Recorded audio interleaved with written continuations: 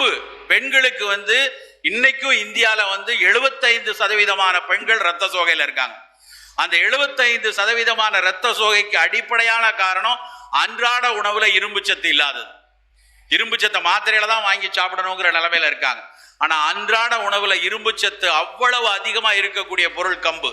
இங்க பஜ்ரான்னு சொல்றோம் இல்லையா, அந்த பஜ்ரா, அந்த கம்பு நம்ம கம்பு தோசையாவோ, கம்பு சோள தோசையாகவோ, கம்பு ரொட்டியாவோ, கம்பங்கூழாகவோ, கம்பு மோர்ச்சோறு வெங்காயம் போட்டோ சாப்பிட்டோம்னா இரும்பு சத்தும் கூடவே கால்சியம் சத்தும் நிறைய கிடைக்கும்.